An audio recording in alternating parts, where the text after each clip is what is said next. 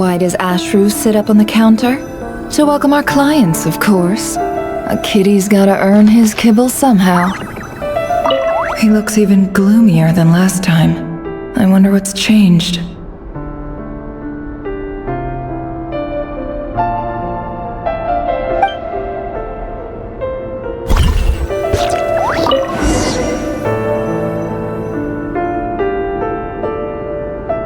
Today's files are in.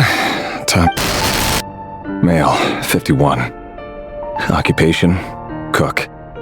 Confirmed Crimson Moon descendant. Has maintained frequent contact with other descendants over the past year. Poses a threat to the dynasty.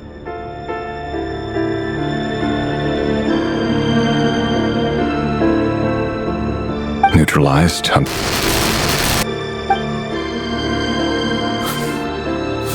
This one should be archived under purged targets.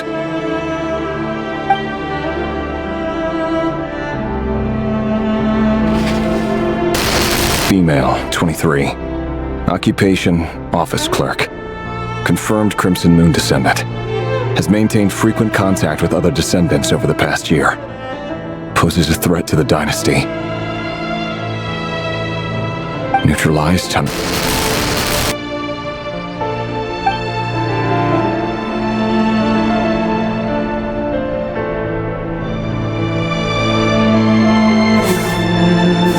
Another one for purged targets.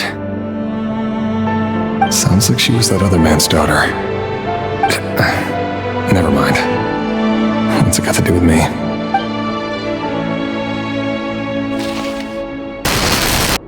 Male, 40. Occupation, teacher. Confirmed Crimson Moon descendant. Has been observed making contact with other descendants during the past year. Poses a threat to the dynasty. Neutralized on... Just another nobody for the archive. Come to think of it, Female. Neutralized. Filed. I have no recollection. Neutralized. Filed.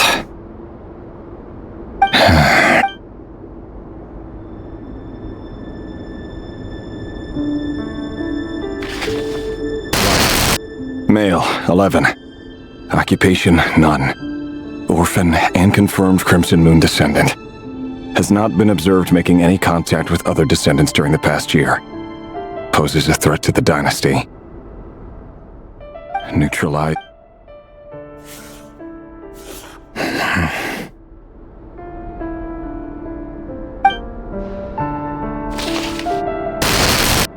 Male, 6.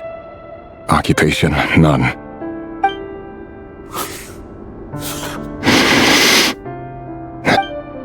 It's funny, isn't it? Your job is becoming both harder and easier at the same time, depending on how you look at it. Sooner or later, the Crimson Moon descendants will be completely wiped out. But as their numbers dwindle, they become harder and harder to track down. That's not how it is. Fortunately, however, most of the able-bodied adults have already been taken care of. The remaining weaklings will be increasingly easy to deal with. No! No. My job is to ensure the survival of the Eclipse Dynasty. And the only way to do that is by eliminating any and all potential threats. It's a perfectly legitimate line of work. Every single one of my colleagues can attest to my fairness. And if my friends were aware of the facts, I know they'd back me up too. Assuming, of course, that they were aware of all the facts.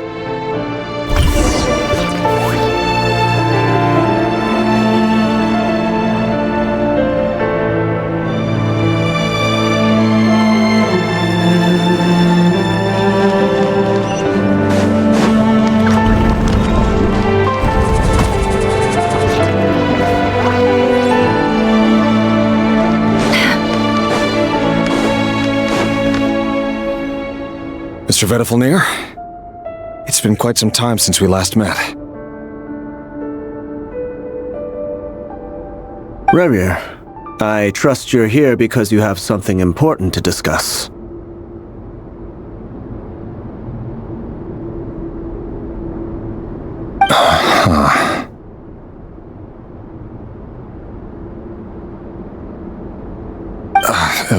Forgive me. I wasn't tuning out, it's just, I noticed you didn't even phrase that as a question. As if you knew I was coming. Tell me, does someone in your position ever feel the need to ask questions at all? It is indeed within my power to foresee certain things. Things like your arrival. I was just thinking, it won't be long before I'll be inviting both you and Dane to my wedding. That isn't a lie, but nor is it a fact as such. It's a wish, isn't it? No fooling up. Ever since that day we met for drinks, I knew it was only a matter of time before you came looking for me. Does it feel good? Knowing how the future will unfold. I'm afraid the notions of good and bad fail to capture the complexity of what such a power entails. Once you've seen what will come to pass, it can be all too easy to succumb to fear and melancholy. Unless, of course, you learn to abandon these feelings.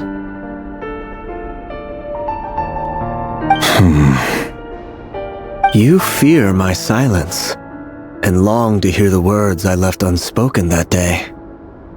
That's right.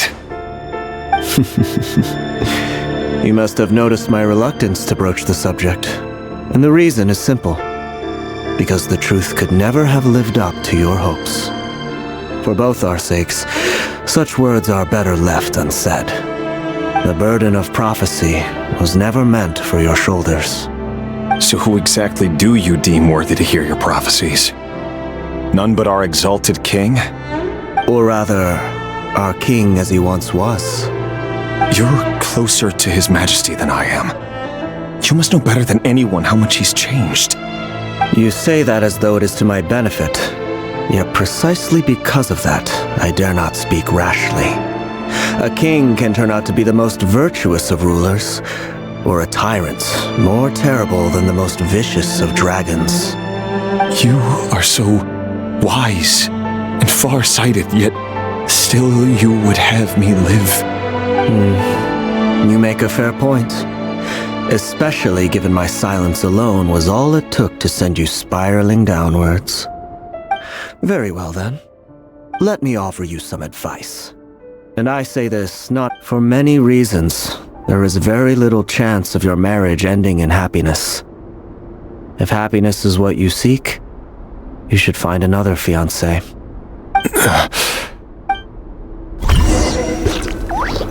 Hold on. There's that same black fog again. Could this memory belong to Thelindis? Guess I'd better tread carefully.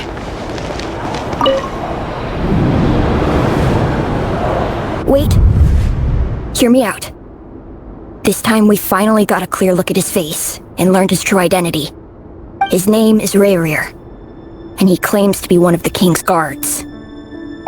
What did you say? A cruel irony, isn't it? The man you're set to marry leads a double life as a brutal executioner. Why are you telling me all of this now? Simple. It's because I want you to kill him.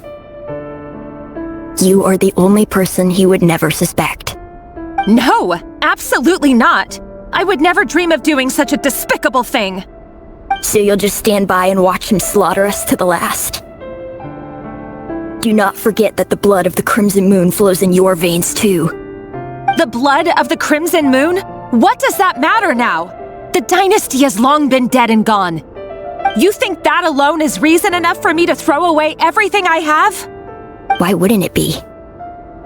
You too were once a child of the Crimson Moon, just like me. Don't tell me you've never felt so much as a flicker of fury for the way we were trampled into the dust. as long as you promise to abandon this pipe dream of restoring your dynasty, I can try to persuade him. Or Persuade the Vinster King? Do you even know why he's so obsessed with hunting us down? Why he keeps trying to force us to hand over our secrets over and over again? Or why we refuse to give up on restoring the dynasty? The Vinster King. A blind fool. His eyes clouded by powers from beyond this world. A petty little man with a miser's heart. And he dares to sit upon the throne? Mark my words. If you can't bring yourself to do it, so be it. Just you watch. It won't be long before calamity descends upon us all. the Rehir of Solnari. That really is quite a secret you've been keeping from me, Rerir. But who am I to talk? Am I really any better? I've kept my own past a secret this whole time, too. Love should be built on honesty. But ours was born from lies. And yet, is it really so wrong to hide things that would only make life harder? If we don't cover up the parts that no one else should see, how can we go on pretending to be normal? Vedifulnir must have known all this. And that's why he made his prophecy. In the end, nothing stays hidden forever. But I won't just sit by and watch this disaster unfold. I'll do everything in my power to protect what I cannot afford to lose, no matter who I have to face.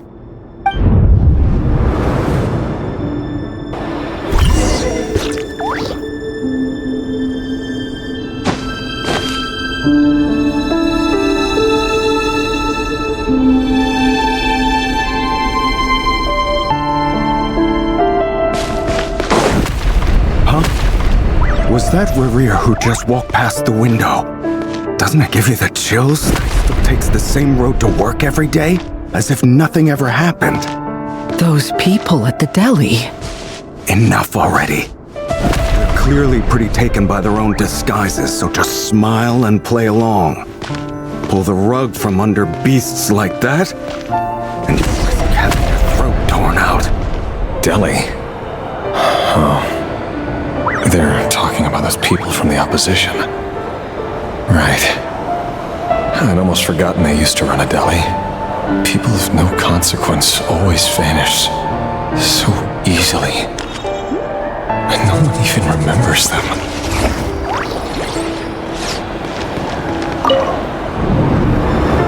But surely you can see he's not the man he pretends to be! So many have died already! And they say that the king's madness grows with each passing day. We're not going to survive this, are we? But why does it have to be this way? Do we really Valendis? Are you even listening? Sorry, Freether. My mind was off wandering. I heard you, though. You're talking about what Rerir said. He's just following the king's orders. He's a secret agent, and it's his job to hunt down rebels and dissidents. By the time you first met him, he'd already taken lives. Maybe he was using you from the very beginning. No. Rerir has no idea I have anything to do with the Crimson Moon. My family are only distant relatives of the main lineage, and besides, my eyes are perfectly ordinary. Truth be told, apart from my teacher... But as Orlog said, who could possibly talk sense into that raving lunatic of a king? I'll work something out. Trust me, I'm with you all. Don't forget that Rerir is an Eclipse operative. You need to be extra careful when he's around. And when I am too. For now, don't come looking for me. And if anything happens to me, just act like we've never met. If even you can't escape this, what hope do the rest of us have? But after all this time together, surely he wouldn't lay a hand on you. I won't speak in his defense, nor can I give you a clear answer to that question. but I'll do everything I can to put here. Hold on to this. If an opportunity to escape presents itself, take it. You'll be glad you took some spare— You call that change? But what about you? I've got a job, and there's still money coming in. But you can't go—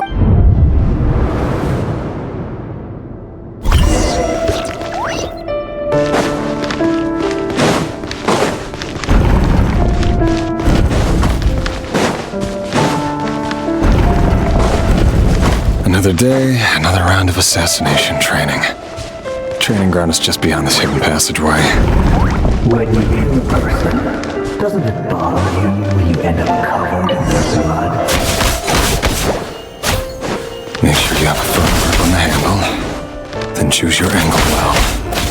Keep your movements light and brisk.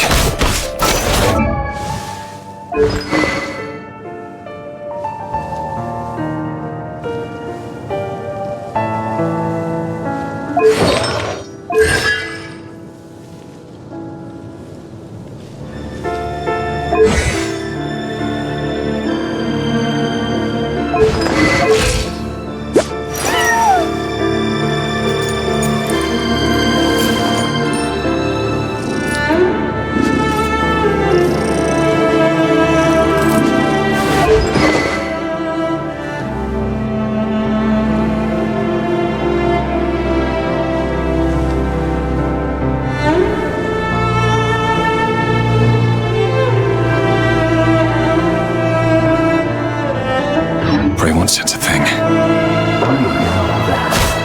I'll bet no one will die the twice at your hands. I work clean. There's no traces.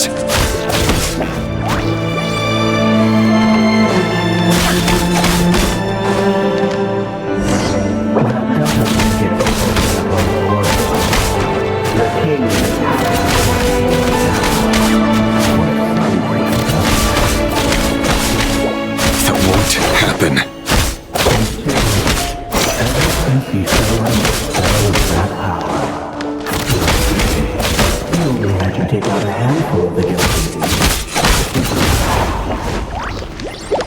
The ones I've dealt with have always been guilty. And I've carried out my work flawlessly.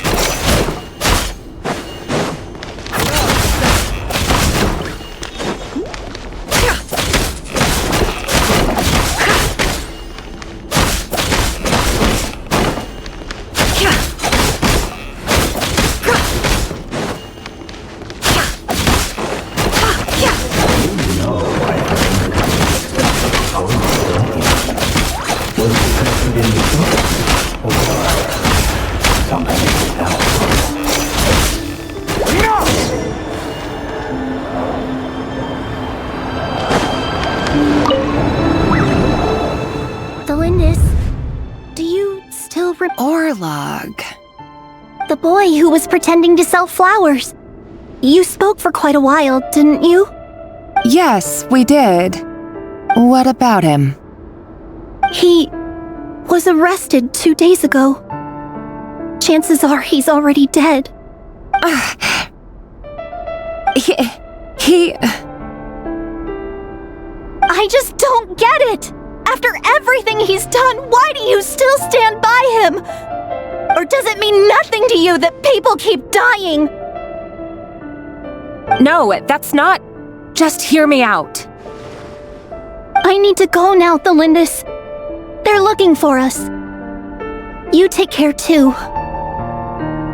If you ever need a place to hide, come find us.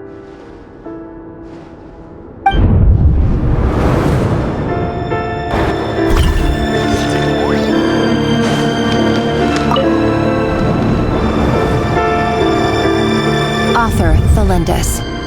Over the course of this week, the research object was subjected to interference for a total of 47 hours for experimental purposes. The results are as follows. All subjects of observation that were sent inside have now... The situation within is proving more problematic than anticipated. No progress whatsoever. What now?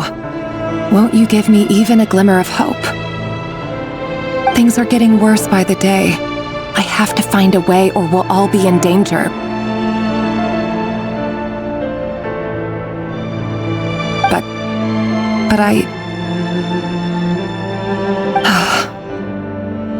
if all this research comes to nothing, what then?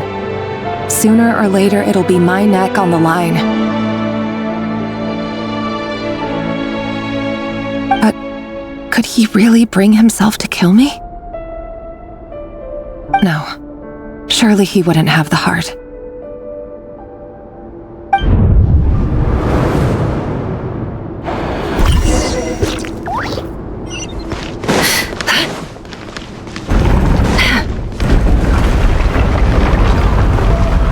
Why won't you just let us go? We don't even know each other. All we want is to live ordinary, peaceful lives. You want to live?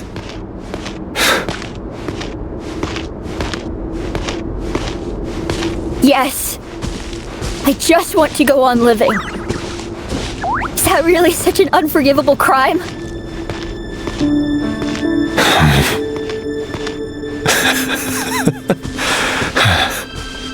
You want to go on living. I want to keep living too. To keep living forever. That's why I have no choice but to continue on the path I'm on. If only some savior would suddenly swoop down and change the way the world is. Too bad that's not going to happen. Imagine that. If there really were such a person, you and I wouldn't be standing here like this, would we?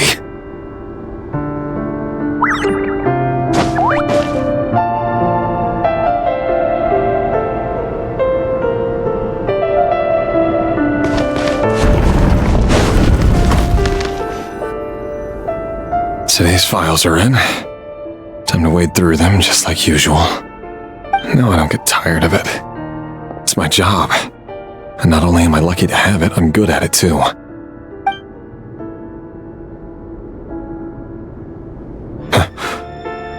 Wait. That's... Thelindis?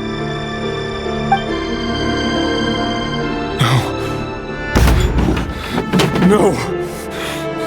No! Why? But you bear no mark of the Crimson Moon! How could you possibly have anything to do with them? A diluted bloodline. Carefully concealed. I see it now. You've been living in the shadows just like me. What a fool I've been. Numbing myself with talk of justice. Even imagining my friends would back me up. But in the end, Irminsul. Finster King! How far are you going to take this? From the direct bloodline to secondary offshoots? And then what? Today it's the descendants of the Crimson Moon. Who will it be tomorrow? Will you not rest until everyone down here is dead? No. This cannot go on. This is where it ends.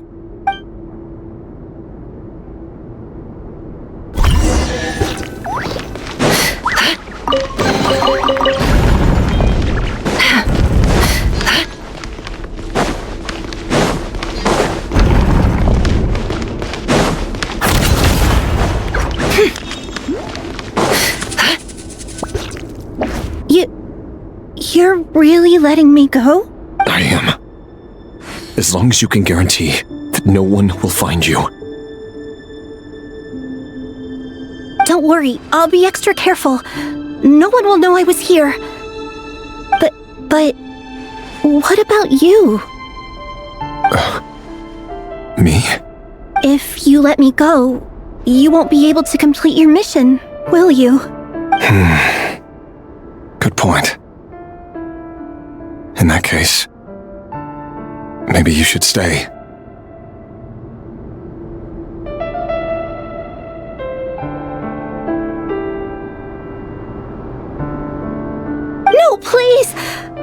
just want to see the outside. Go on living? Yes, I know you're a man of your word. So please, just let me go. If I let you leave, what will become of me? Just kidding. Go, but remember, don't let anyone know you were caught. We'll be seeing each other again very soon if you do.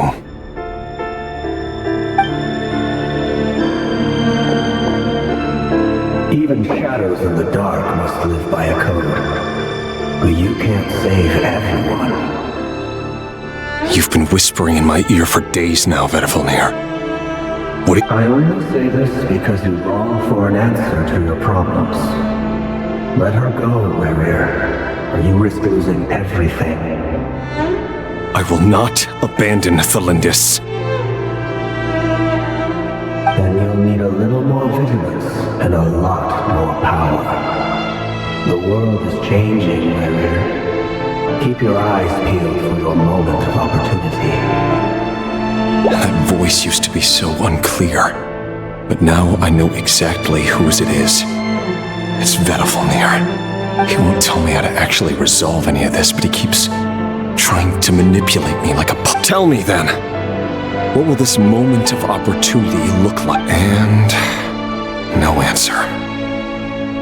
He's like a ghost. So, the Eclipse dynasty was purging, well, massacring the descendants of the Crimson Moon.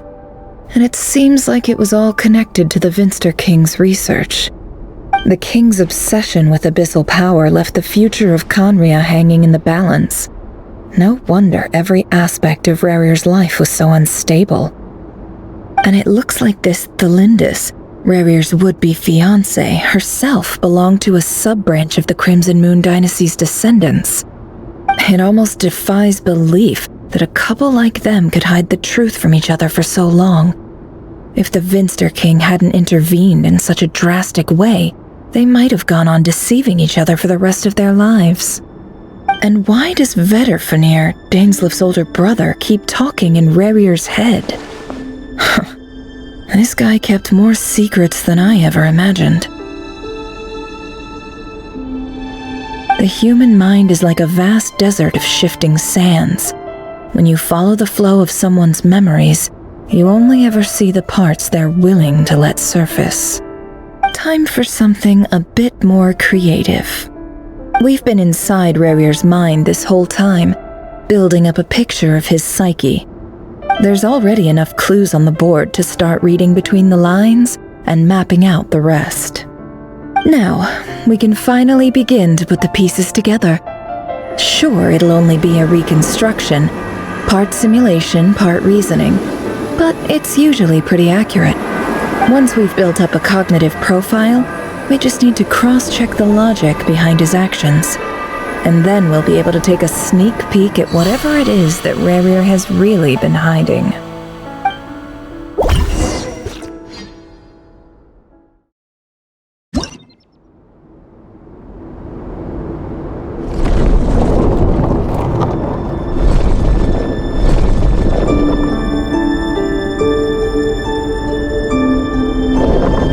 Rerir, are you there?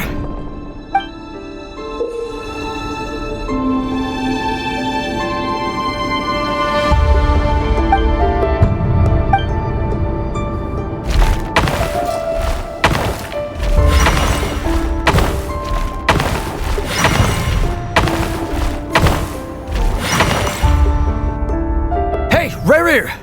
Come out, it's urgent! Dane? What's wrong? Quick, come with me. I'll explain everything once we've met up with you.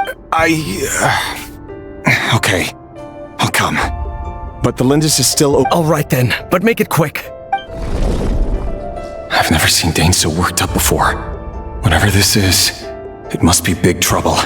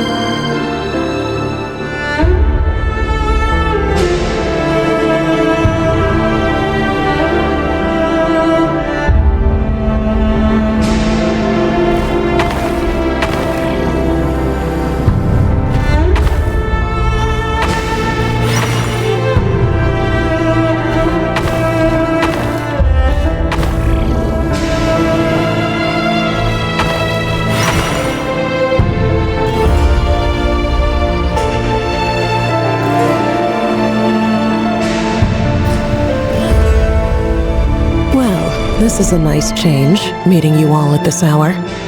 When men and women of ambition can speak face to face in broad daylight, I say that's a big step forward for our dear Conria. Don't be ridiculous. We do not fear the day. Why would we seek refuge in the night? You might ask your blade that same question. I'm told it prefers the cover of darkness. The word on the street is that Sertologi only strikes when he has an unfair advantage. If this is your way of offering me replacement limbs, believe me, I'll take them. Oh, we can certainly discuss that. With bioalchemy, anything is possible. Assuming I have your full support in my Lunatic. Robtatir. What brings you here? Why, Dainsleif, of course. He invited me. Please, cast aside your apprehensions, Miss Rhindaughter. Whatever the rumors may say, I am but a humble servant of the king, and I can assure you he affords me no greater convenience than he does you. Well, the Universitas Magistrorum won't stop fawning over you, so at least some of the rumors must be true. You're clearly doing well for yourself, so drop the humble servant act. It endears you to no one. You're president of the Universitas Magistrorum, the chief royal mage known as the Wise by royal appointment, and by far the most favored among the 4 pillars of Conria. Vice President Veet doesn't even try to hide his envy when he sees you. My success is the product of hard work and good luck. It's as simple as that. Were the king not such an extremist, I hardly think I would have received a senior post at my age. Of course, no job is without its gripes. Serving a king like ours can be a challenging task, as I'm sure you can imagine. And as for Efterveet, in missing out on the presidency, he's dodged a mountain of stress. Like everything else in life, it comes with pros and cons. You're all here. I apologize for the short notice, but it was an emergency.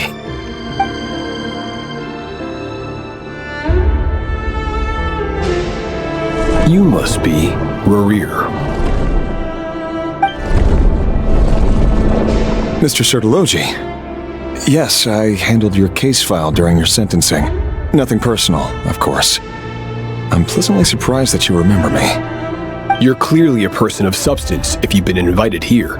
But Dainsleif, you'd better have a very good reason for convening this little gathering. It's my brother, Vedafenir.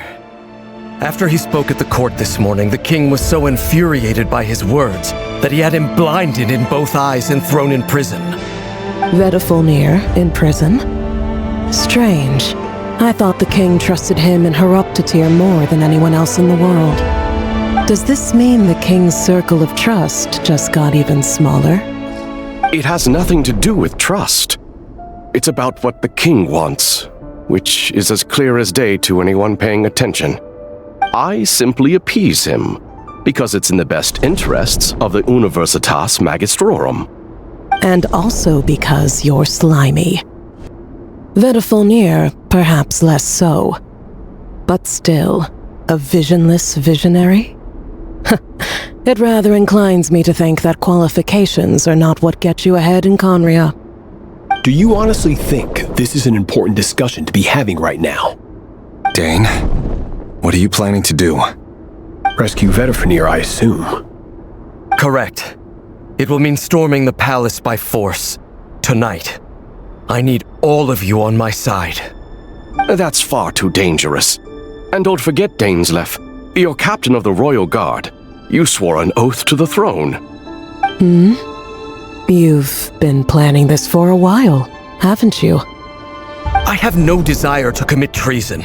But whatever critique the king may have of Vedafenir, disfiguring your most loyal subject for putting the best interests of his court and nation first, this is not the conduct of a wise ruler. My blade will force the king to see the error of his ways. So, Vedafenir's prophecy enraged the king.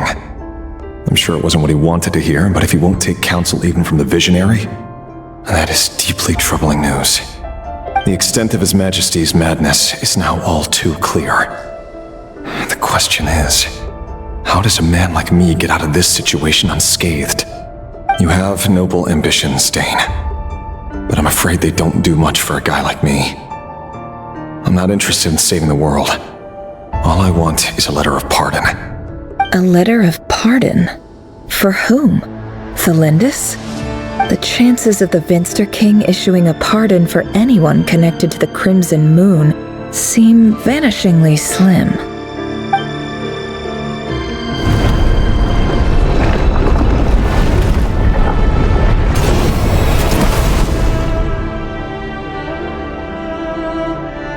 This black fog over the board must have some connection to Thelindis. But why is it taking this form? Does it have something to do with Rarir's past?